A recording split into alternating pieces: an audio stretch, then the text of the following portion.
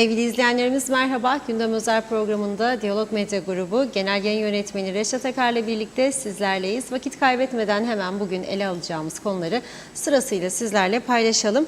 Evet, trafik kazalarında meydana gelen artışlar nedeniyle çok sayıda insan ya hayatını kaybediyor ya sakatlanıyor. Ayrıca milli servet heba oluyor. Mahkemelerin bugünkü gündeminde iki önemli trafik kazası vardı. Lefkoşa'da meydana gelen kazada bisikletliye çarpan sürücü Ahmet Şanverdi mahkeme emriyle tutuklandı. Lefkoşa Gazi Mausa üzerinde meydana gelen kazada da yayaya çarptıktan sonra olay yerinden kaçan ve 10 gün sonra tutuklanan Münevver Güler de bugün mahkemeye çıkarıldı. Münevver mahkeme emriyle Barış Ruh ve Sinir Hastalıkları Hastanesi'ne kaldırıldı. Bu arada ülkede araç sayısı anormal bir şekilde artış gösterirken dar ve sabit gelirli vatandaşların araçlarına zamanında servis veremediği, ciddi arıza olması durumunda tamirciyi ödeyemedikleri belirtiliyor. Konuyla ilgili oto tamircileri ve vatandaşlarla yaptığımız röportajlar var. Onları yayınlayacağız. Bir diğer konumuz Rum yönetiminin kuzeydeki mülklerin satışıyla ilgili başlattığı tutuklama kararlarından sonra yabancı tur operatörlerine günübirlikte olsa kuzeye turist götürmemeleri yönündeki tartışmalar devam ediyor. Alman tur operatörünün konuyla ilgili çelişkili açıklamaları da dikkat çekiyor.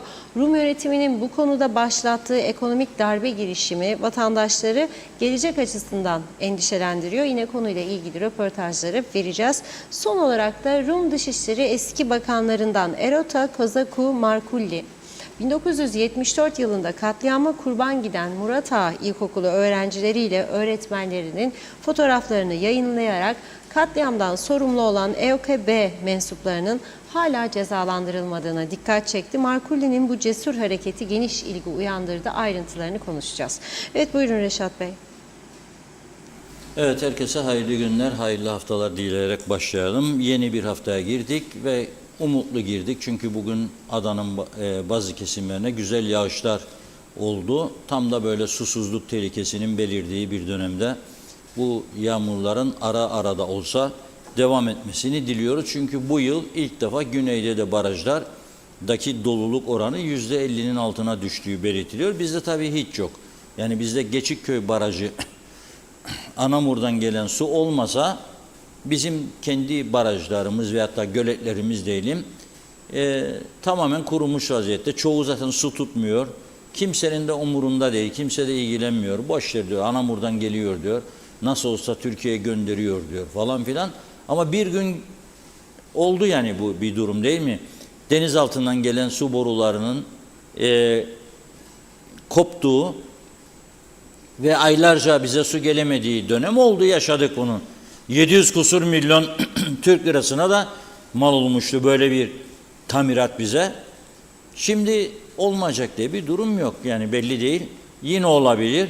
Ama kimsenin umurunda değil. Ta ki kapıya gelip dayansın sıkıntı, o zaman anlarlar insanlar. Bu aslında genelde 7'den 70'e hepimizin yaşamında en önemli konu olarak yer aldı aslında. Susuzluk değil, genel anlamda umursamazlık, sorumsuzluk, ciddiyetsizlik, bananecilik, neme lazımcılık hepimizin hayatında en önemli başlık oldu. Yani umursamıyoruz.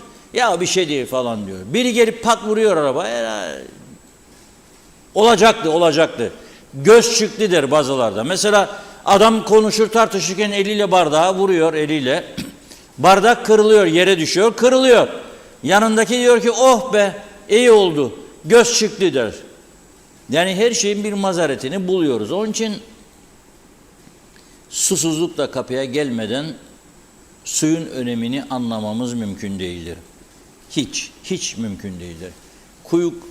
Kaza kuyuları yeraltı kaynaklarını tüketme başarısını gösterdik. 50 yılda var ya, hepimize birer madalya verecekler İnşallah günün birinde diyorum. Şimdi bu ülkede en önemli sorunlardan biri oldu trafik kazaları. Yani ilk 2-3 konuyu sıralayın derseniz hayat meselesi çünkü. En önemli konu. Bugün polis bir açıklama yaptı. Dün geceden bu sabaha 4 tane kaza, 4 yaralı, biri ağır. Ağır yaralı demek ne demektir? Yani durumu tehlikede demektir. Birçok insan vardır bugün, bizi dinleyenler arasında da vardır eminim. Trafik kazası sonrasında sakatlanıp da hayatı boyunca sakat vaziyette yaşamak zorunda kalan insanlarımız vardır. Yani hiç olmasa bunları görerek insan biraz acaba bu kazaları nasıl azaltabiliriz, ne yapabiliriz falan diye düşünmez mi? Düşünmesi gerekmez mi yani hepimizin? Ama düşünmüyoruz. Bugün mahkemelere de 2 tane önemli kaza olayı yansıdı. Bakınız, bir tanesi Lefkoşa'da Şehit Mustafa Ruso Caddesi boyunca çift kabinli aracı soldan 1. şerit içerisinde güney istikamete doğru kullanan Ahmet Şanverdi. Bu arkadaş 37 yıldır Kuzey Kıbrıs'ta yaşıyormuş çalışma izniyle. Vatandaş değil. 37 yıldır burada çalışma izni var. Çalışıyor, şoförlük yapıyor ve bisikletli sürücüye gidip vuruyor. Neden bilir misiniz? Bunda tabii ben sadece onunla suç aramıyorum. Sadece onunla suç aramıyorum. Ona bu aracı, iş aracını verenlerde de suç buluyorum. Hadi Ahmet Usta diyorlar. Git gel de ondan sonra daha yapacak çok iş var ha. Dağıtım var. Oo, çok şeyler var. Hele bugün pazartesi günü, dün olmuş gerçi bu 25'inde olmuş da 37 yıldır burada bisikletliye vurdu ve bisikletli şu anda yoğun bakımda. Hayati önemi var diyorlar. Yani yoğun bakımda hayati tehlikesi var bu vurduğu bisikletlinin. Dolayısıyla süreci takip edecek polis ve mahkeme ve ona göre karar verilecek. Allah korusun bisikletli hayatını kaybederse o zaman zaten cezaevine gitmekten başka yolu yok. Cezaevine gönderiyorlar doğrudan. Tutuklu bir şekilde yargılanıyor. Eğer yaralı atladırsa tehlikeyi de polis mahkemeye 3 gün sonra gider rapor verir. Derse ki tamamdır, hayati tehlikeyi atlattı, mahkeme o zaman kefalete bağlar kendisini. Kefalete bağlar. Ve o zaman da o bisikletli, bakın o bisikletli o zaman da ömür boyu sakat kalsa bile bu Ahmet Şanverdi yargılanır ve ölüm olmadığı için para cezası gibi cezalarla kurtulabilir. Ama öteki adam sakat ömür boyu. Korkunç bir şey. Korkunç. Yani bir insanın sakat kalması, hayattan kopması sadece sağlık açısından değil, ekonomik açıdan da değil. Düşünün siz, hayatı artık anlamsızlaşıyor. Son derece tehlikeli bir durum. İkinci olay, Lefkoşa Gazi Musa ana yolunda meydana gelmiş. Ne zaman? Bakınız, bu da mahkemede bugün. 10 gün önce. Ama dramatik bir durum ortaya çıkıyor. Onun için bugün gündeme aldım. Bunu konuşalım. Herkes herkese aman yavaş sür diye tavsiyede bulunması lazım. Ve herkes yolda deli gibi araç kullanan görürse, hele hele makas yapanlar vardır böyle Ferrari'li, Porsche'lu arkadaşlar, gençler. Onları polise ihbar etmesini ben öneriyorum. Ve aynı zamanda tüm örgütlerin polisin takviye edilmesi konusunda harekete geçmesini de istiyorum, bekliyorum ve buradan çağrı yapıyorum onlara.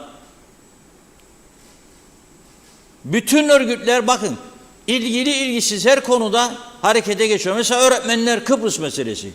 Mesela elektrik çalışanları. Eğitim meselesinde gidip eyleme katılıyor. Ya da hayvancılığın eyleminde kapı kırıyorlar başbakanlıktan.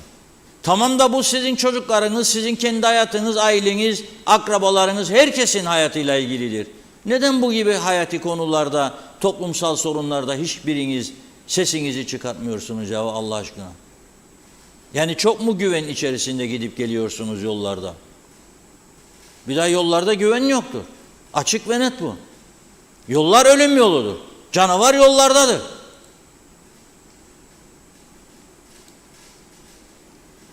Bu da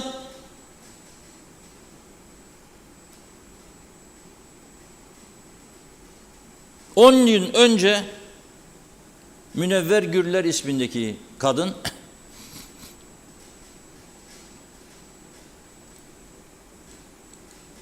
Demirhan kavşağında derin mevzu meyhanesi önüne geldiğinde diyor, dikkatsizliği sonucu yürümekte olan Muhammed Abdullah aracın sol ön kısmıyla çarpmış. Çarpmanın etkisiyle yolun soluna savrulan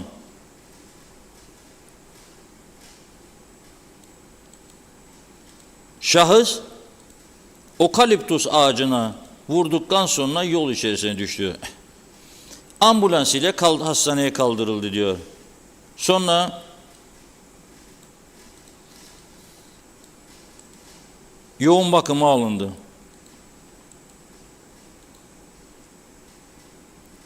Sol kürek kemiğinde kırıklar oluştu. Tedavi edildi. Tedavi edildikten sonra da taburcu edildi. Kadın sürücü ortada yok 10 gündür. Vurdu ve kaçtı. Korktu ama kaçmaması lazım. Tam tersi vurduktan sonra onu alıp hastaneye götürmesi lazım. Götürmedi. 10 gün sonra tutuklandı.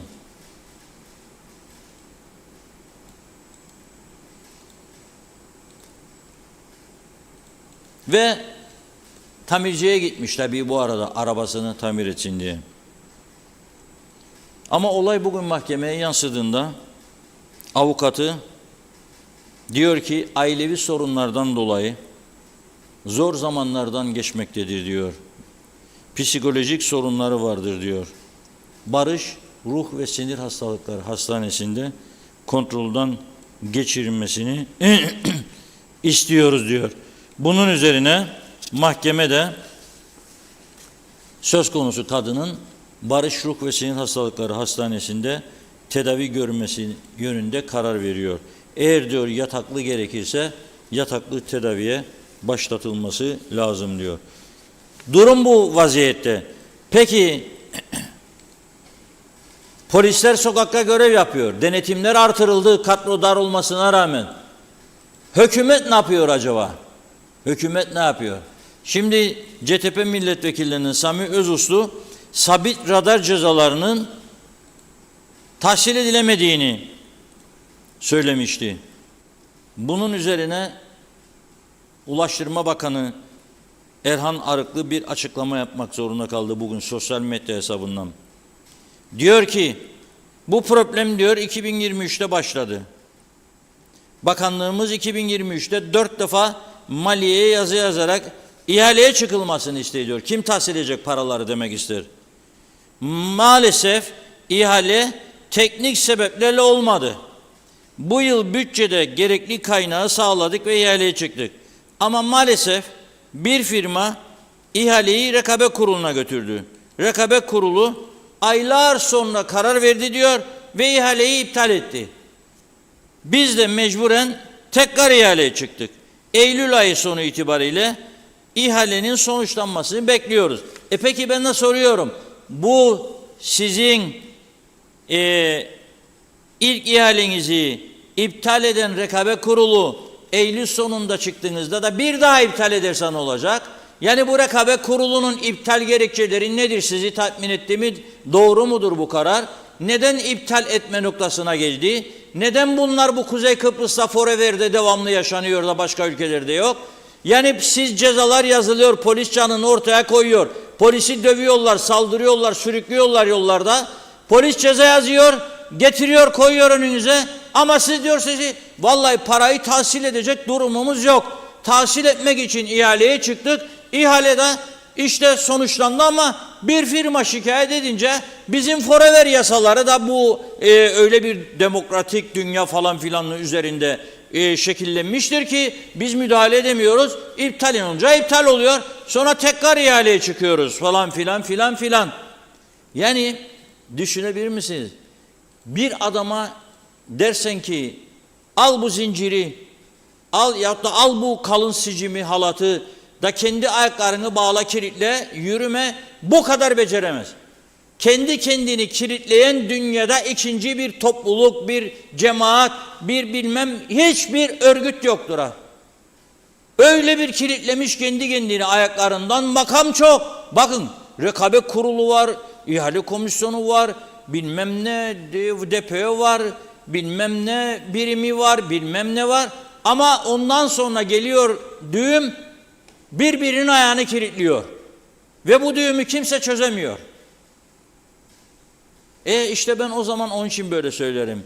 Delinin biri kuyuya bir taş atıyor, 100'den akıllı çıkaramaz duruma geliyor. Forever TRNC'nin durumu şu anda budur. Bu oluşum bu şekilde sürdürülemez. Kabul edin, bu şekilde sürdürülemez. Bence en doğru yol toplu istifadır. Kapattık bugüne kadar olan bütün bu defterleri, yeni bir sayfa açacağız deyiniz ve bırakın yapabilecek yeni bir düzenlemeyle işte bilmem ne. Ama bak gene bu taraftan da bağlı. Başkanlık sistemi olursa demokratik dışı devrim, diktatörlük falan filan. Ne isten amcam sen? Ne isten? Şimdiki sistem böyle ayağına kilit vurmuş. Vazgeçtik hadi başkanlık sisteminden de. Düşürün sayıyı ya 30'a meclisin 50 yerine de. Hep orada çalışsın bu arkadaşlıklar ama doğru dürüst yönetim olursun. Doğru dürüst yönetim olursun. Nedir bu maskaralık ya? Firmanın biri demiş ki ben bu ihalede bir şaibe görüyorum ha. Da rekabet kurulda onu araştırmak için 2 ay harcamış. 2 ay sonra da bozmuş. Da şimdi tekrar 2 ay sonra tekrar ihale çıkacaklarmış. O da sonuçlanınca ne başka firma gider bu dava. Der, kilitler seni. Yasaları böyle miymiş. Yani umutlanırsanız bundan siz vatandaş olarak ben ne diyeyim size? Umutlanmaya devam ediniz. Bir de slogan vardır. Umudunu kesme yurdumdan. En çok Kıbrıslıların kullandığı laftır bu. Umudunu kesme. Ne be ama gidecek başka memleketimiz yoktur. Memleketimize sahip çıkalım. Nasıl sahip çıkan ya memleketine koçum? Çöpleri kendi kapının önüne koyman, giden komşunun önüne dökersin. İş yerlerindeki çöpleri giden başkasının kapısına döken devirin. Araba sürerken sigaranın ızmaretini fırladın ya muz kabığını umurunda değildir. Pikniğe giden bütün pislikleri orada bırakıp kaçarsın. Sahile giden gece kaçamak yapacaksın diye, denize gireceksin diye. Çıktıktan sonra bütün pisliklerin bira şişelerine kadar orada atıl vaziyettedir, viski şişeleri. Hiçbir şey temizlemen nasıl umudunu kesmeyip da başka memleketimiz yok, gidecek memleketimiz yok. Yoktur. Bir eksik vardır. Bizi adam edecek bir düzen eksikliği var, onu kabul edelim. Bizi adam edecek bir düzen. Ama bu bizi adam edecek bir düzen değil, gittikçe bozuluyor. 50 yıl öncesinden bugüne bu ülke çok bozuldu. Yani 50 yıl öncesinde, 40 yıl öncesinde, 35 yıl öncesinde çok kültürlü insanlar yönetirdi bu ülkeyi. Bırakın bakanlar bakmayanlar, müdürler falan çok tecrübeli, İngiliz hukukunu, ne bileyim Kıbrıs Cumhuriyeti kanunlarını çok iyi bilen, herkesi kendiliğinden terfi ettirmeyen, hakkıyla terfi ettiren insanlardı. Sonra ne olduysa oldu bu çok partili demokratik sistem, ana vatanda ne varsa bizde de olsun meselesinden sonra burası darmadağın oldu. İşin acı yanı budur arkadaş. Bir taraftan da plansız büyümeden falan bahsediyorlar. Kim dedi sana 690 tane galeri, 690'da kaçak diyorlar. Yani 1400 tane galeri var mı Güney Kıbrıs'ta? Var mı ne bileyim yakın coğrafyamızda bir yerde? 1400 tane galeri, yarısı kaçak. Sonuç nereye geliyor galeri? Araba bolluğu var da ne oluyor araba durumu ülkede, vatandaşların kullandığı araçlar özellikle? Şimdi biraz sonra o konuyu tartışacağız sizlerle birlikte ama önce bir mesaj şeyinden geçelim, mesajlardan başlayalım. Evet, teşekkür ederek hızlıca başlayalım. Şerife Turgay, Derya, Şenol Tatlıcıoğlu, İzzet Ahmet, Hanife Dursun, Veli Göztaşı iyi yayınlar diledi. Ali Keleş, Erdal Yarkın'da, Sibel Tekol, Hüseyin Nuroğlu, Rahme Beyoğlu, Zeliha Adaman, Oya Hanım da iyi yayınlar diliyor. Mustafa Mania'da, Aytaç Bey de, Ahmet Yaşar İzmir'den selamlar demiş. Ergin Yeşilciova'da hayırlı yayınlar diledi. Mehmet Bey, güneyde barajlar boşalmış, bir barış adımı olarak güneye su verelim, denize akıtmayalım, biraz da paylaşmayı öğrenelim. Mehmet Uluçaylı, trafikte en büyük sorun ilk sırada sürücülerin dikkatsizliği, daha sonra yollarda yetersiz uyarıcı levha olmaması ve yol çizgilerinin belirsiz olması. Sayar Aker, başı bozuk düzene son vermek halkın elindedir. Seçimlerde partileri değil, işini yapanı seçelim. Soner Sabiler, ben özbeöz Kıbrıslıyım. Orada doğdum, büyüdüm. Okulları orada tamamladım, askerliği de. 74 Barış Harekatı'na katıldım. Sordukları zaman bana nerelisin diye Kıbrıslıyım derim. Tecavüz var, katillik var, sahtekarlık var, uyuşturucu var, memleket elden gitti derler. Bizi utandıran gelmiş geçmiş hükümetler, var olan hükümeti de kınıyorum. Biz Kıbrıslıları utandırmaya ne hakları var demiş. Yazıklar olsun hükümete de, meclistekilere de. Mehmet İnancı, hoş vakitler değerli dostlarım demiş. Metin Maraş Ali de, Gülizon Sal, Ferah Yılmazer Olkar'da iyi yayınlar diliyor. Nazime Nalbant, İskele'den herkese selamlar. Evet, yeni hafta hayırlı olsun. Ülkedeki olayları duydukça üzülüyoruz. Trafik kazaları oluyor. Çok dikkatli olsun herkes demiş. Canlar hayattan kopmasın. Mehmet Uluçaylı, gece Long Beach Ötüken Çemberi arası motosikletliler tehlikeli şekilde sürüş yapıyor. Bunda suç yolun mu? Hayır, elbette sürücünündür. Yol bozuksa yavaş sürünüz. İzzet Ahmet, kurtarıldık, tüketildik, eritildik, bitirildik demiş. Gaye Gök, evet, bir kahve içmek için Eski Lemar'ın oraya gittik. Gerçekten altına araba çeken takmış bir boru gibi egzozu gürültü etmezmiş gibi yoldan rüzgar gibi geçişini gördük. Sonrası uçtu herhalde. İnanılır gibi değil, sorumsuzluk diz boyu. Zeren Turalı, bizlere yeni haftalar, yeni yıllar, inşallah maşallahlar, dilek ve temenniler, caklar, cuklar. Kurultay seçimleri genel seçimler değil. Bizlere yeniden yapılanma, temiz, şeffaf, bilgi donanımlı, amcaların, dayıların sözünün kale alınmadığı, hüküm sürmediği, erimiş çürümüş, pas tutmuş, miadı dolmuş zihniyetlerden arınmış bir yerde genç dinamik beyinler lazımdır. Gerisi ise züğürt tesellisi ve teferruat değil de nedir diyor. Celal Harun, asgari ücret yaşamaya yetmiyor, eridi. TL alım gücü düştükçe düştü. İnsanlar pazara, kasaba, markete gitmekten, kirasını ödemek, elektrik faturasına bakmaktan korkar oldu. Oysa asgari ücreti belirlerken en az geçim düzeyinin saptanması, ailenin beslenme, konut, giyim, sağlık, eğitim, bunlar esas alınır. Zorunlu temel ihtiyaçlar.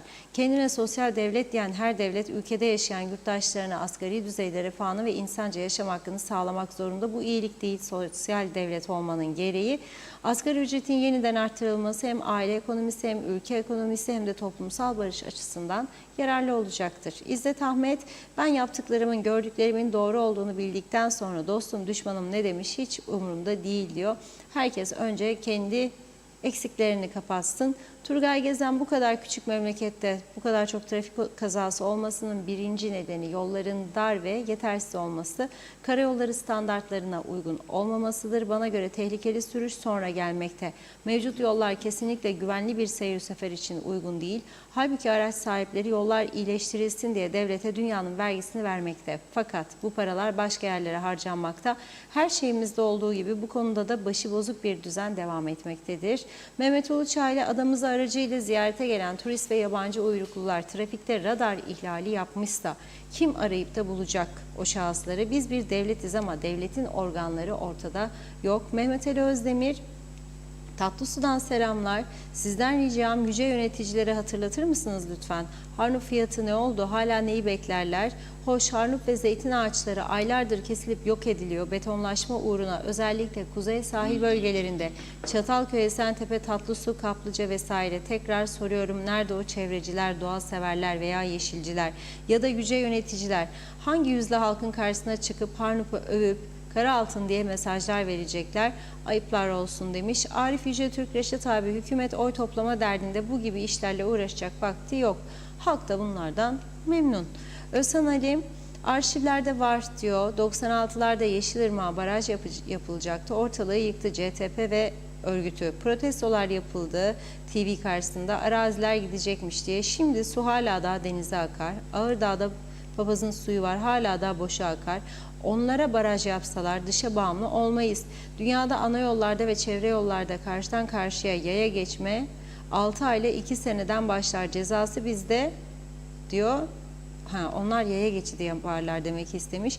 Devlet ya da belediyeler otobüs koysun ki bu adaya gelen görevli görevsiz öğrenciye araba satmasınlar, ehliyet vermesinler. Özellikle firmaların şoförleri kamyonet sürerken onlara da dikkat etsinler. Kötü kullanıyorlar demek istiyor. Evet, dikkat edilsin demiş Özhan Ali. Evet, bakıyorum Irmak Astürk iyi çalışmalar demiş. Allah'a emanet olunuz. Ali Çavuşoğlu ihaleyi düzgün yapsınlar o zaman ki rekabet kurulu iptal etmesin dedi. Nazime Nalbant ağzınıza sağlık. Çok severek dinliyorum. Ne diyor? Böyle görmedim. Karıncalar her yerde, gerek içeride dışarıda. Bu yıl neden böyle oluyor? İlaç koyuyoruz demiş. Yine aynı. Soruyorum diyor. İyi ki Diyalog TV'miz var. Mehmet Uluçaylı, dünyada başka ülke var mı acaba? 7/24 ağır araçların yollarda olduğu, ağır araçlar, yabancı plakalı araçlar yolda olduğu müddetçe kazalar kaçınılmazdır. İyi ki polis sıkı kontrol yapar. Sürücüler biraz dikkat eder demiş. Alper Ali Güllü kolay gelsin diyor. Hüseyin Aktu, dövizin önlenemez yükselişi ve sürekli artan hayat pahalılığı karşısında eriyen Türk lirası yerine euro para birimine geçileceği doğru mu Reşat Bey demiş. Hasan Özgür yayınlar diledi. Ersin Şem'i de teşekkür ediyoruz. Uğur Turan esas filmi Eylül'de gösterime girecek. Simon Aykut'un mahkemesi başlasın da dedi. Mehmet İnancı Reşat Bey trafik korkulu rüya oldu ülke çapında tehlike büyük boyutta demiş.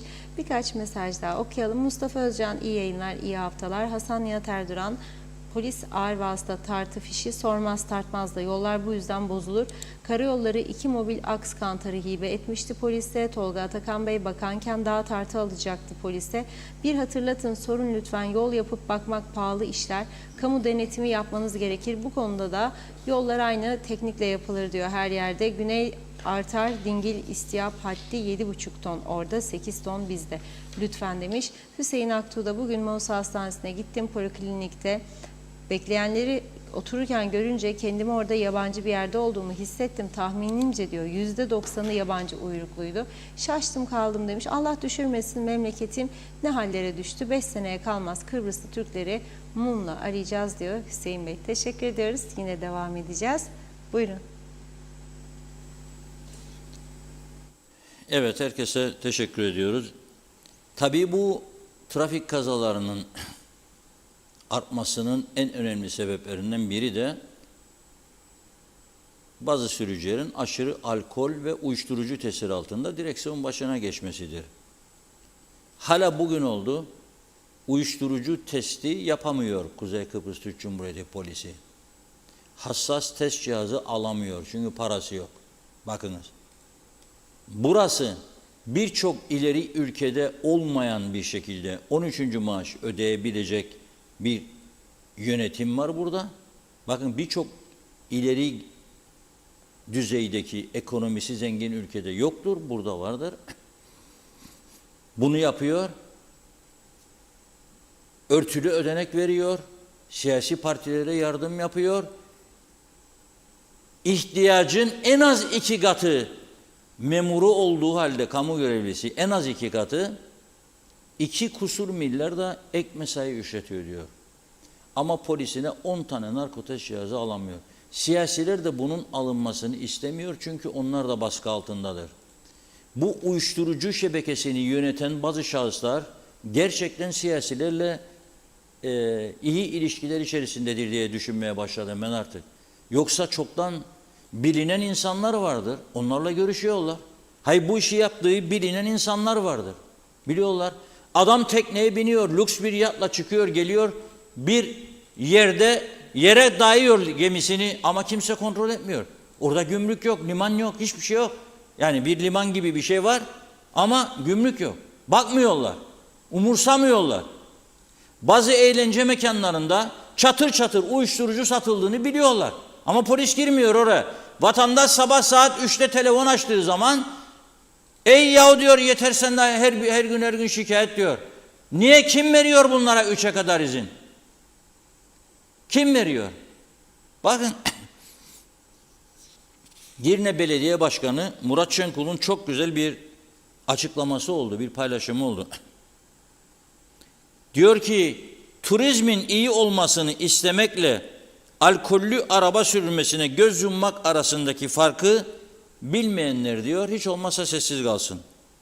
Polislerin alkollü olduğu için ceza yazdığı sürücülerin çoğu turist falan da değildir diyor. Dünya kadar insan kaybettik alkollü araç kullanma yüzünden. Herkes ağzından çıkanı ve ne yazığını bilmeli en azından diyor bu konuda. Limandan alkol serbest, yeter ki diyor limanda diyor, yani Girne Antik Limanı'nda eğlence yerleri var biliyorsun, lokantalar, restoranlar falan.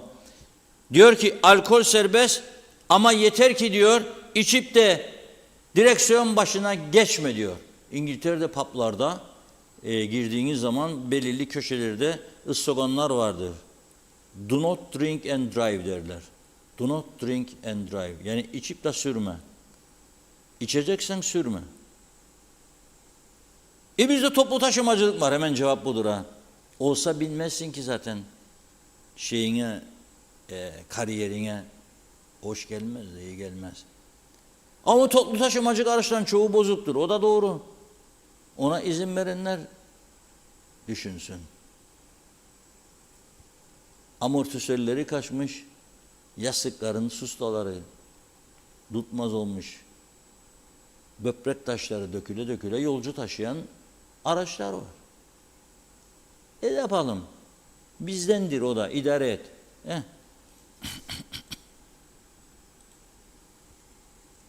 Şimdi diyor, limanda tadında müzik de serbesttir ama turizm demek antik limanda bangır bangır müzik çalmak değildir. Çok hoşuma gitti bu iş benim.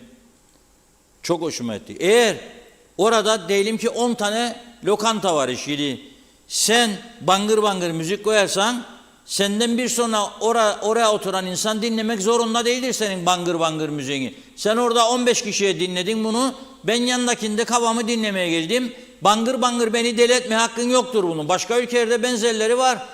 Gidin Viyana sokaklarında sabah çok güzel otelinizden güzel violin sesiyle uyanırsınız. Biraz ileride akordeon var ama o keman çalan adamın kemanının sesi bir sonraki kafede duyulmuyor. Ondan sonra akordeon çalanınki duyulmuyor diğer tarafta. Herkes kendi çapında çok sessiz, mikrofonsuz, gürültüsüz. Burada bu sonuna kadar varacak. Kim? Şikayeti olan mı var? Gel buraya, ya dövecek kendini ya da açacak dayısına telefonu diyecek, bak da bize buraya sakın ha gelmeyin, hadi göndermeyin polisleri diyecek. Arkadaş, yanlış dediğimiz sürece bu ülke düzelmez. Düzelmez.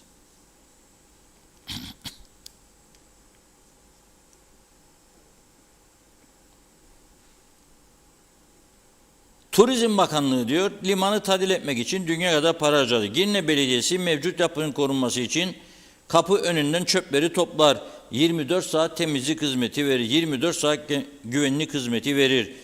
Koku olmasın diye düzenli logallardan yağ çeker. Kale arkası aydınlatıldı, düzenlendi. İnsanlar park etsin ve rahatça yürüyüp limana gelsin diye. Arka sokaklar yenilendi. İnsanlar temiz ve ışıl ışıl arka sokaklardan limana gelsin diye. Kordon boyu yenilendi. Sırf bu bölge yeniden cazibe merkezi olsun diye. Sonuç olarak kordon boyu ve antik liman yeniden hepimizin adresi oldu. Bunu 2-3 kişinin keyfi için bozduracak değiliz diyor. Bizi sayanı biz de sayarız. Ama saymayan da başına geleceklere katlanır diyor. Çok hoşuma giden bir yönetim şeklidir. Helal olsun Murat Şenkula. Çok doğru, çok isabetli, çok güzel. Sen gelmezsen hizaya, yani düzene, yasal düzene seni getiririk demek istiyor. Ne burası sorma gidanı sorumsuz. Hani sen Porsche'da ya da Ferrari'de hava atacaksın bana diye her gün bayan değiştirip yanında. Ben senin göz yumacağım bütün yaptıklarına. 2,5-3'e kadar gümbür gümbür müzik. Beyaz tozun etkisi altında, tesir altında arabalara binip gidecek gençlik. Yok kardeşim. Yok. Olmaz böyle bir şey. Olmaz bu iş olamaz. Tabii bu arada araba sayısında patlama var. Dediğim gibi 690 tane kayıtlı diyor. Otomobil Galerileri Derneği. Ama diyor bu kadar da, en az bu kadar da diyor kaçak var.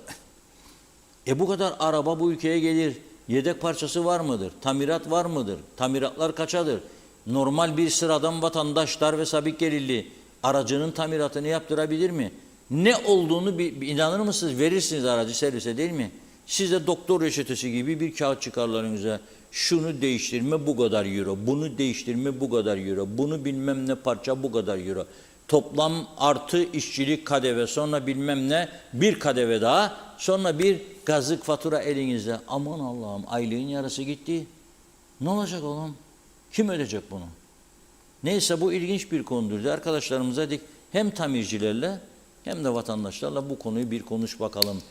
Tamirat paraları ödenebiliyor mu? Veya araba aldığım zamanında servise götürebiliyor muyum?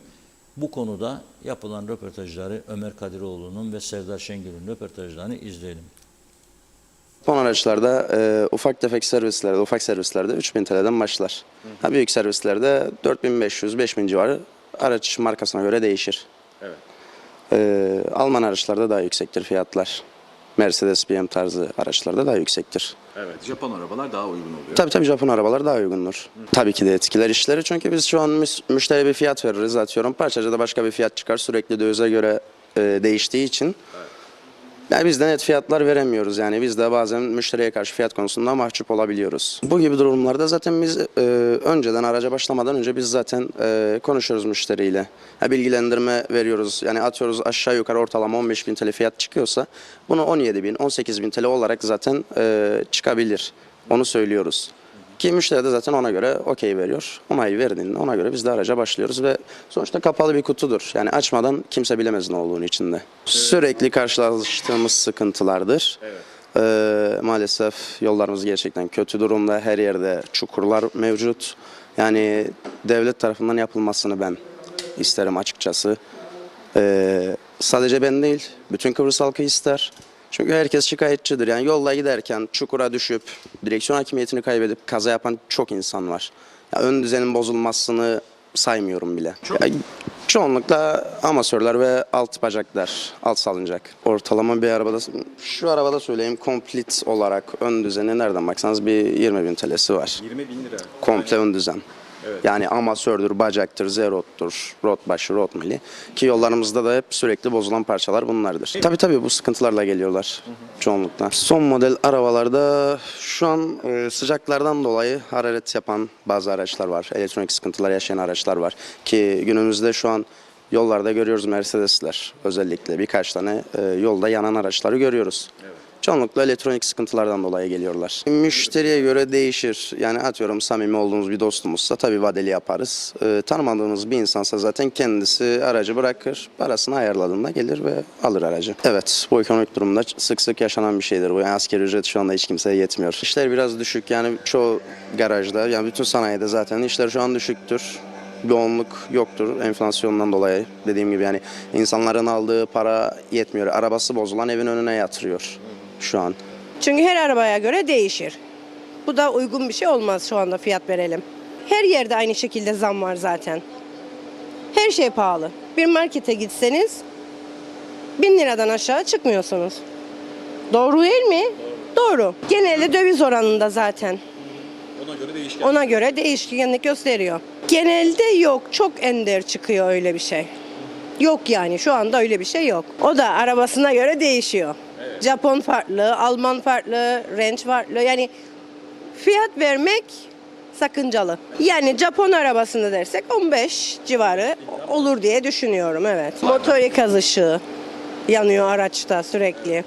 Özellikle bu elektronik araçlarda zaten sürekli o motor ikaz ışığı yanıyor. O da oksijen sensöründen kaynaklı hep çıkıyor genelde. Yakıt kalitesinden dolayı. Evet, kesinlikle. Her şey öyle.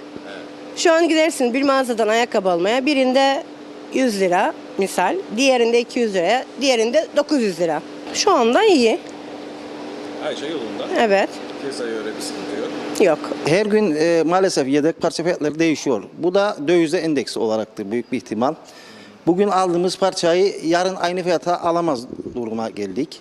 Müşteriye bugün fiyat versek 5 gün sonra 10 gün sonra gelse müşteri fiyat farklı oluyor. Çünkü o da dövizden kaynaklı parçacılar fiyatları yüksek fiyattan satıyorlar. Tabii onların da suçu yok. Evet. Döviz endeksli olduğu için fiyatlar değişiyor. O yüzden müşteriye biz 10 gün evvelden 20 gün evvelden fiyat veremez olduk artık. Günlük veririz. Müşteriler de olumlu şey yapması lazım. Çünkü onlar da biliyorlar hayat pahalılığının nasıl olduğunu. Onlar da yani hoşgörüyle karşılıyorlar yani. Muhakkak öyle isteyenler olur tabii, yaptırsın arabasını, hiç para vermeden alsın, ama onlara müsaade etmiyoruz yani. Çünkü tanımadığımız insanlara dediğim gibi veremeyiz yani. Çünkü çok başımıza geldi, daha önceden yaptırıyorlar. Vereceğim der, adama verin arabayı, gider. Filan gün geleceğim der. Ne gelen var ne giden. Ondan sonra suçlu durumda da bırakır seni. İşte arabanı yaptığında olmadı bilmem ne, bu gibi sorunlarla devamlı karşılaşıyoruz yani. Her gün pahalılık yani. Yetişemiyoruz pahalılığa artık yani. Tek şikayetimiz pahalılık. Ya çok şükür gene iyidir yani, bizim işlerimiz çok şükür iyidir yani öyle. Genel olarak tamamdır yani. Ya ön düzende işte zerotlarda sıkıntı olur, amatörlerde sıkıntı olur. Dediğim gibi ön düzen sıkıntılar. O da dediğimiz gibi yollarımız maalesef gördüğünüz gibi buradan Lefkoşa'ya gidersiniz, görürsünüz tarla gibi yollar yani. Ha, bu da bizim işimize yarar tabii. Ben de istemem bir şey yapayım ama dediğim gibi çok kötü yollarımız.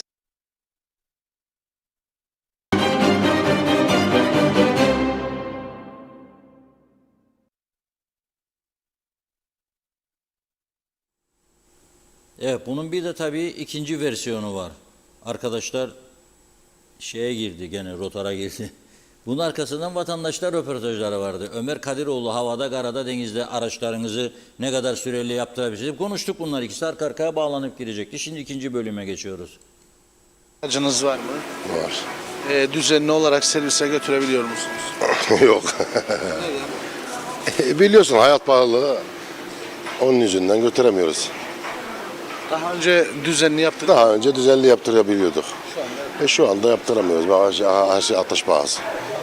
Yani bir markete giriyorsun 4-5 milyardan aşağı çıkmıyoruz. Yani mutfağa ancak yetişiyorsun. Anca. Yaptığın zaman korkuyor götürmeye. Tamirciye gitmeye korkuyoruz. Makinist yani. Öyle fiyatlardan dolayı. Ya, o insanlar da haklı. Çünkü o da ev geçindiriyor. Bizim gibi. O adam da haklı. Yedek parça, bakım ve tamirat ücretleri. Ne diyeyim sana, ben yani bir yıldır arabayı servis yapmıyorum. Nasıl söyleyeyim sana parçalarına kadar şimdi bilmiyorum ki. Ben bir yıldır arabayı servise götürmüyorum. Korkmuyor musunuz ansızın bir şey olacak diye? Olursa o zaman kısmet. Ne diyeyim? Hükümete güveniyoruz ama bir şey yapmıyor hükümet. Yani görüyorsun, sterlin aldı başını gidiyor. Döviz. Ne alıyorsan döviz diyorlar. İndirim olduğunda, döviz düştüğünde her şey yerinde kalıyor ama dövize bağlamıyorlar onu. Yükseldi mi de döviz yükseldi diyorlar. Öyle bir şey oluyor kardeşim, yani bilmiyorum. Yani yapmaya çalışıyorum. Sanki aksaklık varmış. Zaman zaman aksaklık oluyor tabii, her zaman uyduramayabiliyoruz. Tek gelmiyor, uyduramıyoruz ondan dolayı. Yani sanırım 3.000 lira civarı falandı. Her zaman bütün servis malzemelerini almıyoruz. Bazılarını bırakıyoruz pahalılıktan dolayı. Bir sonraki servise. Yani bir sonraki servisi halletmeye çalışıyoruz. Yani bazı zaman öyle bir oluyor. Tak demesini bekliyoruz. O vakit artık tamamen yapıyoruz. Yani sonuna kadar kullanmayı tercih ediyoruz. Genelde öyle oluyor. Yani düşmesini bekliyoruz ama şu an şu tabloda öyle bir şey mümkün görünmüyor. Çünkü döviz maalesef alıp başını gidiyor. Bununla ilgili de bir şey yapılamıyor. Keşke yapılabilse. Yani bununla ilgili bir şey yapılabilmesi için de genel olarak ülkede bir üretim seferberliğine başlamamız lazım. Ama bu da mümkün olmuyor maalesef. Öyle bir durumda ay sonunu bekleyeceğiz ve araba Kıbrıs'ta da olmazsa olmaz bir şey olduğu için rezil olacağız. Bir şekilde halletmeye çalışacağız. Aracınız var mı? Evet, Düzenli olarak servise götürebiliyor musunuz? tabii. Götürüyorsunuz. Sürekli çalıştığımız için de kullandığımız için servisini yaptırırız mutlaka. Aksatmadan Evet, yapıyoruz. kesinlikle. Peki bu ekonomik şartlarda zorluyor mu sizi servis yaptırmak? Zorluyor çünkü her hafta bile fiyatlar değişiyor. Arabanın bir parçasında euro veya dolar üzerinden. Her şey olduğu gibi zorluyor yani. Çünkü sürekli kullanırız, dediğim gibi mecbur işe gider geliriz. Hani bir problem çıkarmasın diye, ama zaten her şey şimdi, bütün şartlar zorlandı. Mecbur idare etmeye çalışıyoruz. Artık makinesime zaten ahbap olduğumuz için yaptırsak bile deriz ki aybaşı vereceğiz veya işte ayın ortasında vereceğiz. O da anlayışlı davranır. Yetkililerden birçok şeyi beklerik ama bir şey yapıldığını görmüyoruz zaten. Halk olarak da her türlü şikayeti yapılır Facebook'lardan, her şeyden, ama öyle bir sistemsizlik var ki neyin neresini tutacaklar artık. Arabanız var. Evet var. Düzenli olarak servisini yaptırıyor musunuz? Hayır, yaptıramıyoruz. Biliyorsunuz ki şu anda servis ücretleri çok pahalı. Dolayısıyla eskiye göre maalesef yaptıramıyoruz sık sık. Yaptırıyor mu diyorsunuz? Yaptırıyoruz. Şu anda daha çok ihtiyaç var. Çünkü yolların durumunu bilirsiniz. Daha çok ihtiyaç duyarız ama maddi sıkıntılardan dolayı maalesef yaptıramıyoruz. Çok pahalı. Bir kısmı da dövize bağlı olarak yurt dışından geldiği için doğal olarak her şeyde olduğu gibi çok pahalı. Bu yüzden yaptıramıyoruz. Yani zorunlu. Eskiden işte 6 ayda bir yaptırırsak şimdi neredeyse senede bir yaptırıyoruz. Wiper'leri bile değiştiremiyoruz. Sonuna kadar kullanmaya tercih ediyoruz aynen. Yani çok bir beklentimiz olamaz çünkü ekonomiyi bilirsiniz. Markete bile geldiğimizde her ürünün fiyatı sürekli değişiyor. Doğal olarak servis ücretlerinin de pahalı olması ben doğal görürüm. Yani bir şey söyleyemeyeceğim o konuda.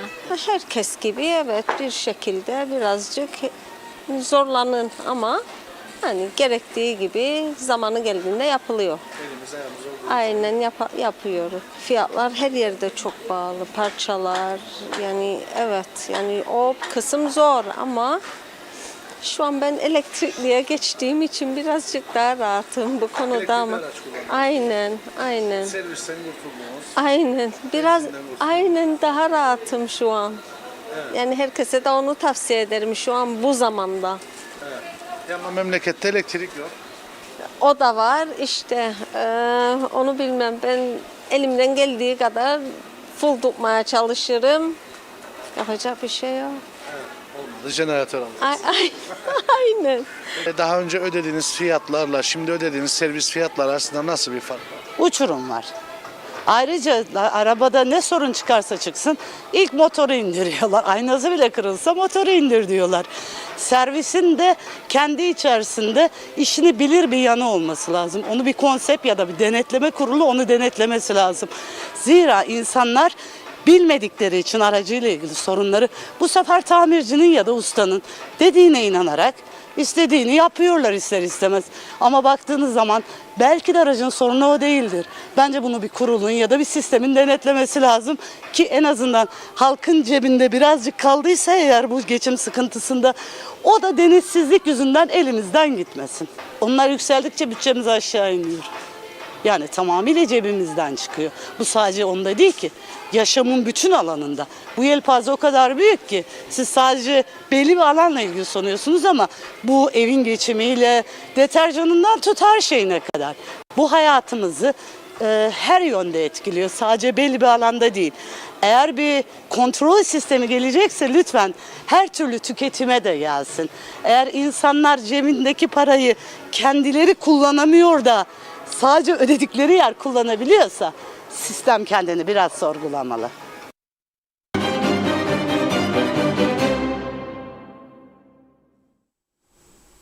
Evet, son konuşan kadını dinlediniz değil mi? Tam böyle siyasetçilerden daha güzel konuştu bence. Sistem dedi kendini sorgulamalı diyor. Olmayan sistem nasıl sorgulayacak? Sistem hangi konuda sistem var? Hangi konuda? Var mı bir şey? Yok. Biz buradan bağırıyoruz mahkemeler cezaları artırsın, caydırıcı olsun diye. Siyasiler şartlı talih tüzüğünü değiştiriyor daha erken. Git yapacağını yap sonra bay bay. Git yapacağını yap hallederik.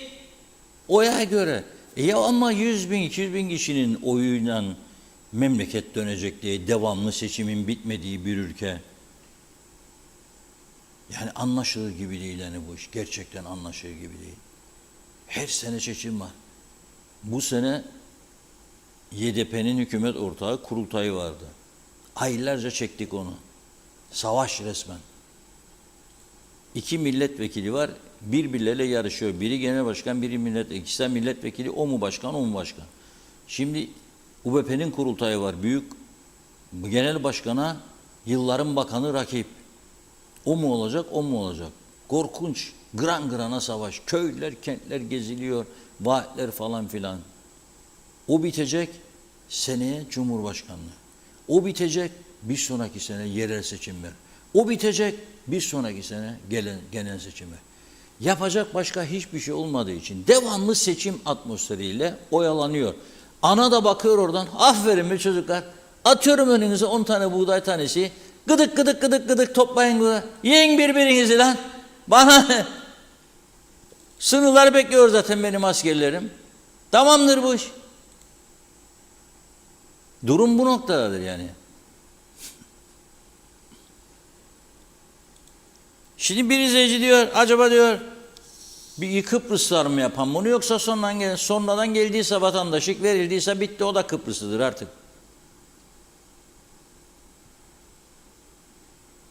...150 sene evvel benim dedem Kıbrıslı değildi. Konya Karamanlıydı. Sonra Kıbrıslı oldu. Benim babam Kıbrıslı oldu, ben Kıbrıslı oldum. Böyledir bu işler. Ne diyeyim şimdi yani, o Kıbrıslı olanı Kıbrıslı değildir diyeyim. Özlü öz Kıbrıslı'yı nereden bulalım zaten? Kaç kişidir? Nerededir? Ama ayrıca şunu da kabul edelim, biz de değiştik. Her taraf değişti, değişmeyenler kalmadı. Yani bakın, siyasetçiler bizden değil yani. Neredendir çoğu? Çoğu bizdendir. Görüyoruz olanları, bitenleri. Yani ilginç bir durumla karşı karşıyayız sayın değerli izleyiciler. Uyuşturucu aldı başını gidiyor tabii. Mahkemelerin gündeminde en önemli konu bu. Fakat acaba uyuşturucu ve dolandırıcılık sayısındaki artış nereden kaynaklanıyor? Şimdi bunu iyi psikologlar değerlendirsin. Linda Hanım'a da buradan çağrı yapıyorum.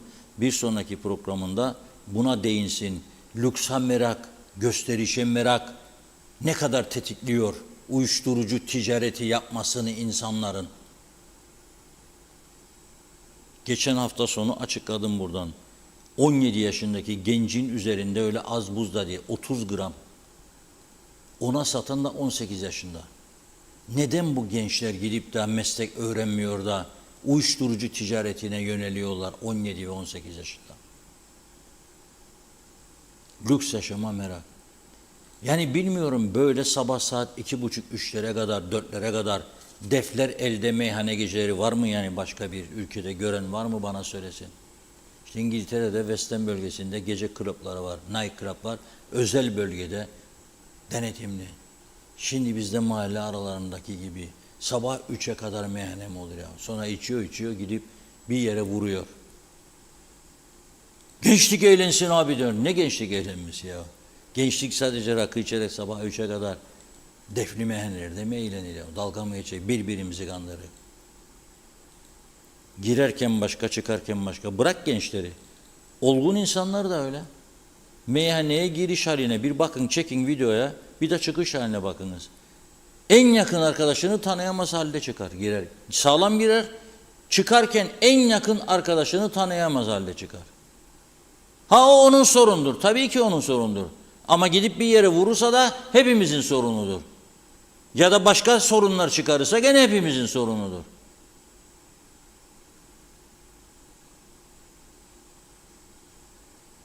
Durum gerçekten iyi değil. Psikologlar bunu değerlendirmeli. Yani neden böyle oluyor? Şimdi bugün baktım, Maliye Bakanı Özdemir Berova, ülkeye girişlerinde uyuşturucu tespit eden 6 gümrük memuruna gösterdikleri üstün gayret ve başarıdan dolayı takdir belgesi vermiş. Bugün dikkatimi çekti. Günün haberi olarak getiriyorum ekrana bunu. Şimdi bu güzel bir hareket, cesaretlendirmek. Ama senin Girne limanında bu gümrükçülerin Allah'a gelse dünyadan yeterli denetim yapamaz. Kendileri söylüyor zaten. Bütün tırı boşaltıp da içine bakamaz ki. O tırların içerisinde neler geçiyor Allah bilir. Nereden patlama var kaçak silah sayesinde bu ülkede, cephanelik? Nereden uyuşturucu bu kadar patladı? Bunun cevabını ben merak ederim. Nereden patladı? Ve hala bugün oldu, narkotik cihazı alınsın mı alınmasın mı? Şoförün yanında kıymış, içer saymış da nefesinden şoför de içmiş gibi olurmuş da, olur mu öyle şey ya?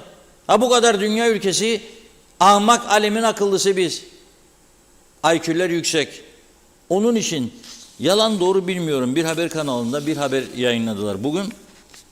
Sonra bir yığın insan, hem de önemli insan, yorum yapmaya başladı bu haberi. Ben baktım, Kamu Hizmeti Komisyonu'ndan açıklama görmedim. Devletin Takatuk Ajansı'na baktım, yok. Başka iş yerlerden aradım, yok. Şimdi bu haber sitesi arkadaşlar nereden buldu bilmiyorum. Ama bir iddia vardır. Atatürk Öğretmen Akademisi giriş sınavı sonuçlarına göre öğretmen olmak isteyen lise mezunları matematik ve İngilizceden dökülmüşler. 354 öğrencinin 95'i matematik testinde 0 almış. O şeydendir. IQ çok yüksek olduğu için o sırada heyecan falan giriyor işin içine. Ne, ben bu basit matematik sorusuyla mı uğraşacağım diyor. Dokunmuyor bile ona. Ben diyor çok daha üstün şeyler falan filan var. İngilizce desen zaten gerek yok. Yani İngilizce bilseniz de bilmeseniz de iş garanti. Matematik bilsen de bilmesen de garanti. Bir abin dayın falan filan yeterlidir. Oku ezberle. Geç bir şekilde liseyi ya da git bir üniversiteye, herhangi bir bölümden mezun ol. Ya sonra bir de doktorluk al. I am a doktor diyeceksin. Ne doktoru? Kalp doktoru değil yahu. Fizik doktoru. Ya da ne bileyim ben işte iktisat doktoru. Güzellik doktoru. Cilt bakım doktoru. Sonra doçent. Yardımcı doçent ve doçent. Sonra profesör. Onun için burada bunu şimdi biz değilik yapan, yani o şu bizim üniversitelerimizi biz değilik yöneten, işleten, yani yabancılar da arayın bunun suçunu. Arayamam. Olmaz olmaz bu iş olamaz diye bir şarkı vardı. Buyurun Funda Hanım. Evet, devam edelim. Mesajlarımız çok yoğun. İbrahim Tosun'da kalmıştık. İyi yayınlar diliyor. Vedat Özkan, Kerim Akgün, Kemal Osman Ceyhan'la Aynur Yüzügüler'de. Mustafa Koca kolay gelsin demiş. Fevzi Teke, Özgür Bengihan, Serdar Cesurer, Ergün Yahat hayırlı yayınlar diledi. Hüseyin Boşnak Londra'dan selamlar. Cemal Aspava, Fevzi Mehmetçioğlu da iyi yayınlar, iyi akşamlar demiş. Atilla Karaderi, sormak istiyorum. Buraya taşınan nüfus Kıbrıs'tan mı sayılıyor? Çevreyi, parkları, deniz kenarlarını kirleten bizler miyiz demiş. Özhan Ali, galeriler para aklamak için paravandırlar. Mehmet İnancı, insanlar yola çıkmaktan korkuyor. Her an ölüm korkusu içinde. Ethem Tüfekçioğlu, Ulusal Birlik Partisi ailesi Aşk-ı Memnu dizisine döndü. Temaya baş Londra'dan selamlar, Kıbrıs'tan yeni geldim. Orada araba sürmek çok tehlikeli. Bilhassa gençler çok süratli. Sen yavaş gidersen boru çalarlar. Göksel Saydam yıllardır tahakkuk etmiş olan sürat cezalarının, tebligat işlemlerinin yapılmamasından kaynaklanan gelir kaynaklarının neden olduğu bütçe kayıplarının bedelini kim ödeyecek? Diğer bir konuysa diyor, ceza ancak en etken zamanda uygulanması halinde etkin sonuç alınır. Birkaç ceza uygulanmadı, dolayısıyla sürüş ehliyeti kullanmaktan men edilecek olanların durumu ne olacak? Yöneticilerin kusur ve ihmalinin bedelini yine mi bu halk ödeyecek?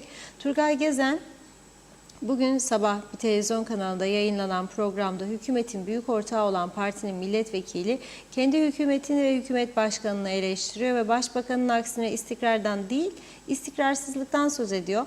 Bir kez daha başka söz düşer mi demiş. Hasan Nihat Erduran, meyhaneler alkol test cihazı mecburi kılınması, büyük marketlerde kalp masajı cihazı ve makine mühendisi istihdamı, bunlar güzel sesler demiş. Diğer mesajında da kanalizasyon kapasitesi olmadan su sayacı takan belediye başkanları hala suç işler. Hiç etrafında dolanmasın başkanlar lütfen. Mehmet Ali Özdemir, ses kirliliği yaratan sözde eğlence düzenleyen özel bir site 3 haftadır Tatlısu Küçükerenköy civarında mahalleyi aşırı yüksek sesten dolayı inanılmaz rahatsız ediyor. Maalesef yerel yönetim polis yetkisi olmadığı için müdahale etmiyor. Sadece rica mahiyetinde ikaz ediyorlar. Peki vatandaş şikayetinin dinlenmesi için Lefkoşa'daki çevre dairesinden nasıl çare bulabilir?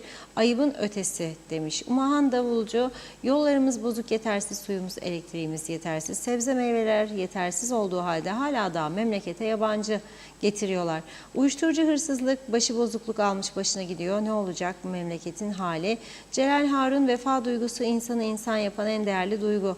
Bunu bilen insandır, bilmeyen alamet-i cihan olsa insan değildir. Mehmet İnancı her konuda kazık var Reşat Bey demiş. Denetimsiz ülke, her şeyin başı siyasiler. Onlar her türlü yasa dışılığa yüz verir diyor. Celal Harun, korkaklar asla adalet dağıtamazlar. Çünkü adalet korkunun olduğu yerde değil, korkunun bittiği yerde başlar. Zira korkaklar için cesaret zaruri, adalet mecburiyettir. Ahmet Yaşar, arabasına göre fiyat verilmez. Türkiye'deki servisleri gözünü seveyim demiş. Yapılan işçiliklerin 6 ay garantisi var. Linda Frame, bir yandan uyuşturucuyla mücadele etmek için canla başla çalışan bir grup var ama öte yandan da alkol madde kullanımı konusunda kulağı tıkayıp gözünü yumanlar. Bu işi anlayamadım. Çok basit önlem ve uygulamalar var. Paramız mı yok bunun için? AB fonları var. Ben dahil olmak üzere madde bağımlılığı alanında eğitimli uzmanlar var. Bize de danışılmıyor. Seyirci kalmaktan başka bir şey de yapamıyoruz. Hal böyle olunca ve her yerden bir ket vurulunca buna bir dur demek insanlara faydalı olmakta ne yazık ki hayal gibi geliyor. Umarım bu sistem bir an evvel değişir. Salih Mullalı, bilgi için söyleyeyim demiş. Büyük kompleks inşaatlarda elektrik üretimi, inşaat şirketi yapmak mecburiyeti vardır. İngiltere'de yapılan büyük kompleks yapılar kendi elektriğini üretmek için yatırımını yapmak zorunda. Mutlaka devletimiz bunu zorunlu hale getirmeli. Aksi halde seneye bu hızla devam eden inşaatlara elektrik yetmeyecek. Arif Mustafa Cüce, Mersin Küstülü Yaylası'ndan selamlar. Esnaf, makinist arkadaşlar çok haklı. Sanayi dairesi bile dükkan kiralarını çok aşırı arttırdı. Ahmet Köle herkese hayırlı işler dilemiş. Hasan Nihat Erduran, bütün klimacılar, elektrikçiler, makinistler, kuaförler, meyhaneler full işler. Yeni galeriler, marketler, turistik tesisler açılır. Daha bu ambargolu izole halimiz. Tek sıkıntı fiş kesilmemesi, vergi kaçırılması ve devletin fakir bırakılması. Alın şirket ve şahıs gelir vergisi listelerini inceleyin, görün demiş. Vergi cennetiyiz, iddiam budur diyor Hasan Bey. Evet, şuradan devam edelim. Birkaç mesaj daha. Evet, Kemal Osman Ceyhanlı, iyi yayınlar dedik. Hüda Kan, Eğitim Bakanı çık bir açıklama yapsın ya da istifa etsin demiş. Hale Hanım iyi yayınlar diliyor. Salih Mullalı, bu giriş kapıları tam manasıyla kontrol altına alınmazsa çok sıkıntı yaşayacağız. Hüseyin Derici, sormak isterdim. Dün Beylerbeyi'ndeydim diyor. Gidiş dönüşte yollarda yüzlerce, çoğunluğu Pakistanlı olmak üzere çok işçi gördük. Pazar günü çalışma yasak değil mi? Bu insanlar elinde neleri, suları yollarda yürürler. Bir de bu insanlardan ihtiyat sandığı parası alınsın. Peki adadan ayrılırken bu para iade ediliyor mu diye sormuş. Saygılar. Mehmet İnancı, yaz bitmeden Londra'ya bekliyoruz dedi. Mehmet Uluçaylı, çocuklarınızın geleceğini garanti altına almak isterseniz önce çocuklarınızı bir iktidar partisine üye edeceksiniz. Bol bol el ayak öpecekler. Görün bakın diyor. Sınav geçmeyi görev hazırdır demiş. Mesut Baba Yiğit, iyi yayınlar diledi. Zeliha Adaman, Reşat Bey arabanın arkasında diyor, oturanlara yazsınlar. Çözemedim mesajınızı. Salih Taşkın, Yaradan'a kuldu demiş. Bu iş bitmiştir. El Fatiha. Çok teşekkür ediyoruz. Yine devam edeceğiz. Buyurun. Evet, bu iş bitmiştir diyor. El Fatiha diyor. Cenaze törenindeki gibi. Şimdi müzakereler başlayacak mı, başlamayacak mı? Tartışma yapılıyor. Cumhurbaşkanı bugün günübirlik İstanbul'a gitti. Orada bir konferans galiba, bir de NTV televizyondaydı. Şimdi devletin televizyona düşen sözünü kısaca özetliyorum. Egemenliğimiz ve haklarımız pazarlık konusu değildir. Doğrudan ticaret, doğrudan uçuş ve doğrudan temas olmadan resmi müzakere sürecine girmeyiz. Yani demek istiyor ki British Airways, Lufthansa hepsi inecek buraya kalkacak. Efendime söyleyeyim, resmen tanınmış olacak Kuzey Kıbrıs Türk Cumhuriyeti. Ondan sonra Rum nakmahsenen bunu yapacak. Zaten Avrupa Birliği üyesi da simi sana uçak hakkında her şeyi de verecek de ondan sonra seninle neyi konuşacak? Olmayacak meseledir ama bilmiyorum yani dayandığı bir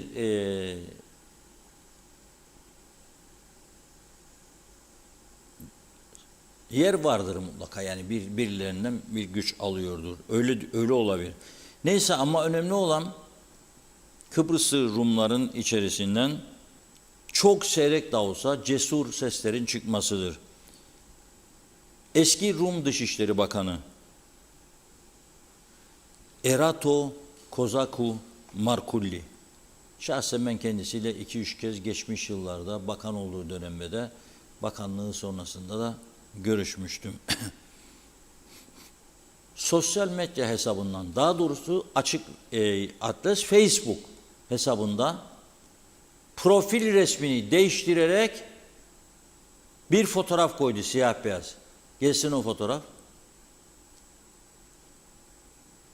Siyah beyaz bir fotoğraf var. Evet. 1974 yılının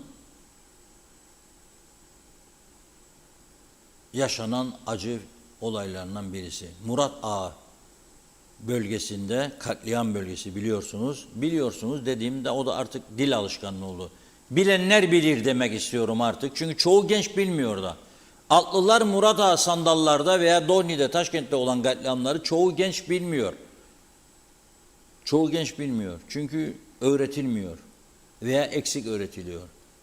Biz düşmanlık istemeyiz, elbette istemeyiz ama tarihi gerçeklerin bilinmesi lazım. 2 kişi öldürüldü sınır olaylarında. Isak ve Solomu 23 yıldır motosikletliler bütün aday dolaşıyor, bütün dünyaya bu sonuna gelecek. Veriyorlar, bu sonuna gelecek. Mesaj veriyorlar. O çocukların fotoğrafları gelsin. Şimdi bu fotoğrafı Facebook'ta profil resmi olarak paylaşıyor. Murat Ağa'da 74 yılında katledilen biri hariç tümü bu çocukların katledildi. Diri diri toprağın altına gömüldü ve öldürüldüler. Öğretmenleri de. Markulli diyor ki fotoğrafın altında EOKB mensubu katiller halen cezalandırılmadı diyor. Murata, onlar Marata diyor. İlk öğretim okulu öğrencilerinden 74 yılında ki bir fotoğrafı paylaşıyorum diyor. Bu fotoğraftaki tüm çocuklar esir olan öğretmenleri ve ailesiyle saklanan Şafak Nihat'ın öğrencisi hariç diyor. 14 Ağustos 1974 tarihinde EOKB suçluları tarafından öldürüldü. Şafak son sırada sağdan 2. çocuktur diyor. Sonradan toplu mezarların yerini o gösterdi diyor. Katiller bilinse de diyor kim olduğu, hiç kimse bugüne kadar diyor adalete teslim edilmedi diyor. Bu iğrenç suçlar için hiç kimse cezalandırılmadı diyor. Bunu Rumların eski bir Dışişleri Bakanı paylaşıyor. Üzgünüm diyor sevgili çocuklarım. Tapılan masum yaratıklar hayatınızın ipini ani ve vahşice kestiler diyor. Bugün 56-57 yaşında olacaktın diyor. Belki de mutlu bir evliliğin, çocukların ve torunların olacaktı diyor. Suçluları cezalandırmak için bugüne kadar hiçbir şey yapmayan devlet olarak ve bu devletin bir vatandaşı olarak bunlara layık değiliz diyor. Şimdi ben olsam Asla ve Katla nutuklarını bir kenara bırakırım. Önce bunları bana ortaya çıkar. Cezasını ver diye bir çağrı yaparım. Bayan Markulli'nin bu açıklamasını Birleşmiş Milletler Genel Sekreterine, Avrupa Konseyi Başkanı'na ve üyelerine dağıtırım. Bu devletin çok elemanı var. Bu işler için maaş ödeniyor. 100 milyonlar, milyarlar. Dışişleri Bakanlığı var. Tanıtma dairesi var. Enformasyon var. Takatuk ajansı var. BRT var 750 kişi yahu. 35 tane temsilcilik var yurt dışında. Düşmanlık yaymak için demiyorum. Bakın altını çizerek söylüyorum. İleride aynı sorunlar yaşanmasın diye söylüyorum. Onların yaptığı yanlışların yüzlerine vurulması gerektiği için söylüyorum.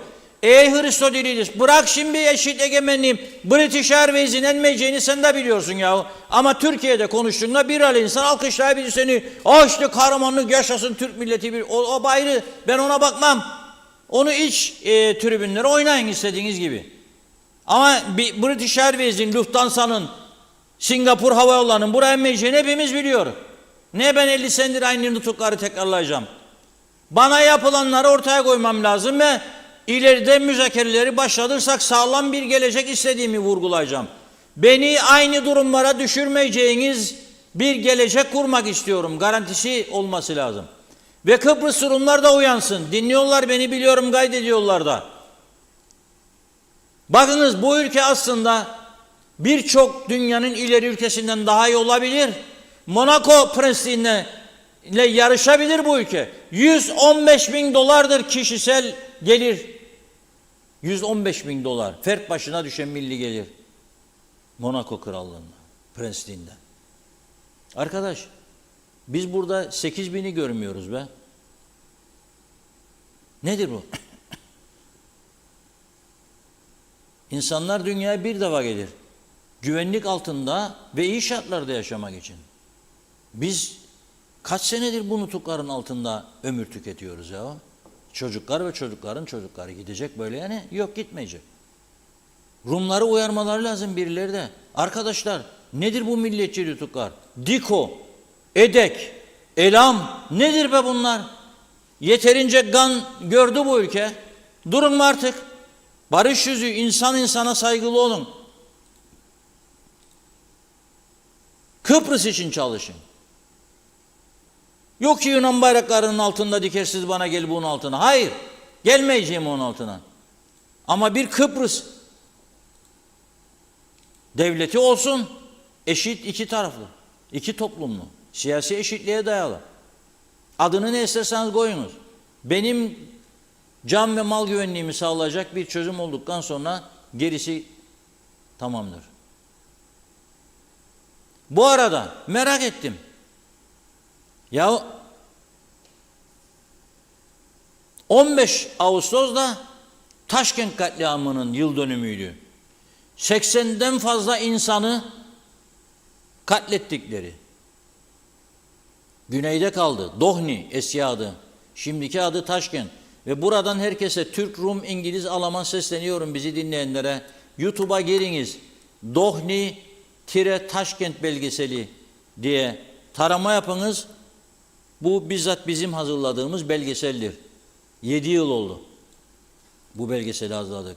Ve Forever TR'si bu kadar para dağıtanlar ya umursuzluklarından, ciddiyetsizliklerinden ya da bizden kıskanmalarından dolayı İngilizcesini Rumlar altında yorum yazan bu belgeselin İngilizcesini de yapsaydınız diye. Kim yapacak? Benim görevim değil, benim öyle imkanım da yok burada.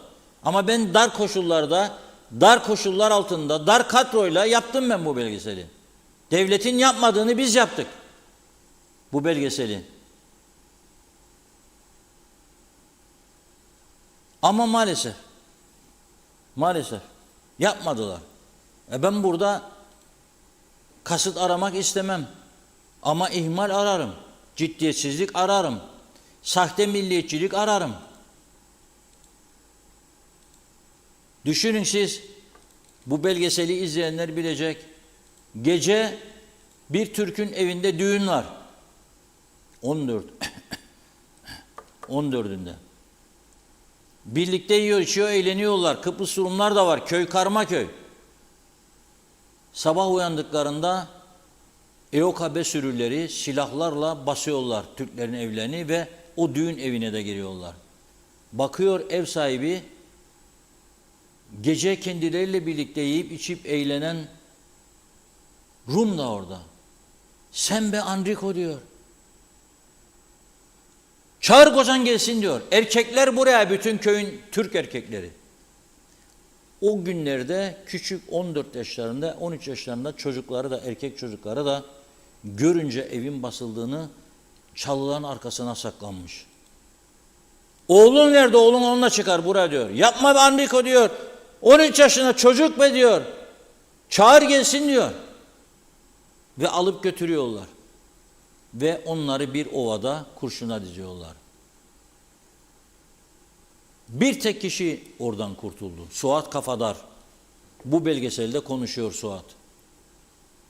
Yaralandı, ölmüş gibi yapıp yere yattı. Sürüler gittikten sonra kalktı ve Dohni köyünden Limasol'daki esir kampına kadar ovalardan geçerek yürüdü gitti ve orada ondan sonra Birleşmiş Milletler'e haber verildi. Katliam ondan sonra duyuldu. Şimdi bunların bir daha yaşanmaması lazım. Ama gelelim bizim tarafa. Ben bu sene aradım Durmuş Aşandır'ı. Taşkent köyünün 2 muhtarı var. İkisinden biridir Durmuş Aşandır'ı aradım programlarında. Bu sene dedim anmadınız mı şehitleri? Hiçbir şey görmedim. Resmi açıklama yok, hiçbir şey yok. Yok andık Reşat Bey dedi ama çok sönük geçti dedi. Ama hiçbir şey duymadık dedim. Duymadık dedim. Gördünüz mü ne hale geldi bu memleket? Teslim etmeyelim diyoruz ama milli kahramanlar da maalesef toplumun bilmesi gerekenleri, dünyanın bilmesi gerekenleri öne çıkarmasını bilmiyorlar. Vatan millet bas gitsin, at nutuğu çek gitsin. Olmaz, onunla olmaz. Neyse ben buradan Bayan Markulli'ye teşekkür ediyorum. Geç de olsa bu gerçekleri söylediği için. Kendine çok dikkat etsin. Çünkü bunları yazan 2 Rum gazeteciden bir tanesi bir sabah evinde ölü bulunmuştu. Bir tanesi de gerçekten koronadan hayatını kaybetti, yaşlanmıştı. Onlara da buradan rahmet diliyorum. Artık bunları Rum basını içerisinde yazacak kalem kalmadı. Korkuyorlar. Bunları konuşmamız lazım onlarla. Bunları açık açık konuşmamız lazım. Yoksa yazık olur yani güvenlik altında olmayan bir çözüme bizi kimse zorlayamaz. Ama tekrar ediyorum yani biz doğrudan uçuşun olacağını beklemek biraz fazla iyi niyet diye düşünüyorum. Olsaydı bu kadar zaman olurdu. Olmayacağını da zaten açıklıyorlar devamlı. Yani İngiltere Güvenlik Konseyi'nin üyesi Kuzey Kıbrıs Türk Cumhuriyeti'nin tanınmaması gerektiğini, yasa dışı olduğunu belirten karara imza atan ülkelerden birisi nasıl gelecek, uçağa inecek buraya? Onun için yapılması gereken işler bellidir. Kuzeydeki sorunlarımızı asgariye indirip çözülebilecek çok basit sorunlar var. Onları çözüp sağlam bir şekilde müzakere masasına oturmak ve haklarımızı o masada elde etmek. Yoksa bir izleyicimiz yazdı 9 Eylül'den sonra kıyamet kopacak diye. Simon Aykut'un davası başlayınca diye. Evet ben de endişeliyim çok. İsrailli iş adamı 9 Eylül'den itibaren yargılanmaya başlayacak. Güneyde 21 Eylül'de Alman vatandaşı Eva, kuzeyde Rum mülklerini sattıkları için bunlar yargılanıyor. Sonra Ekim ayı içerisinde o cezaevinde değil ama güneyde göz hapsindedir. Çıkamaz dışarıya. 25 yaşındaki bir başka İsrailli. Geçen hafta 24 kişinin isim listesini yayınladı. Güneydeki Yeşiller Partisi. Rum yönetiminin bilgisi dahilinde. Şimdi o 25'in üstüne 24'ün üstüne 300-350 kişilik bir ikinci listeden söz ediyorlar. Ne kimdir bunlar? İşte Rum toprakları üzerine apartman veya villa yapıp bunları yabancılara satanlar, ticaretini yapanlar. Böylesi bir ekonomik abluka altından ne yapacak burası? Zaten kuzeyin gelirleri belli. Ya turizm ya da emlak ve eğitim. O kadar. Onun için ona katılırım tabii. Ciddi günler kapının ardındadır diye düşünürüm. Son mesajları alıp tamamlayalım. Hemen tamamlayalım. Osman Yıldırım, Reşat Bey, 30 Ağustos neyin zafer bayramı? Hep beraber yiyenlerin mi? Alpay Erişken, Ulaştırma Bakanı süslü makine seyri ne diyor? Ulaştırma Bakanı seyri sefer öderiz diyor. Yollar delik deşik yaşasın demiş Arıklı. Full maaş çekiyor siyasiler. Hasan Nihat Erduran, profesör dolu, basın duayeni dolu, siyasi dolu, Avrupa'ya geçişi ciddi olarak tartışmadılar. Hayretteyim. Az gayret edilse 2025'te avroya geçmek mümkün olur iddiasındayım. Makine mühendisi olarak işi olanlar görüş üretmeli, konu tartışılmalı. Ciddi olarak lütfen demiş. Mehmet İnancı, ehliyet sınavları yenilenmeli, güven kalmadı diyor. İzzet Ahmet, atlar Murat Ağa'da sandallar geçmişini bilen var mı? Hep bu konuşulur. Öncesi var. Bunu neden konuşmazlar? Özeş Oğuz Dışişleri Bakanı iken niye konuşmadı demiş. Mustafa Kombo, Reşat Bey madem ki bu zenginler hükümete gününde vergisini vermiyor ve tüm kazandıklarının ceplerine kolay gele de diyor memleket hayır edecek, çok beklerler, hiçbir zaman hayır etmeyiz demiş. Özgün Olguner, çok doğru konuştunuz Reşat Bey. Evrim Alper Kayıkçı, dilinize sağlık demiş. Turgay Gezen, Bayan Erota Markulis hatırlanacağı gibi Papadopoulos döneminin Dışişleri Bakanıydı.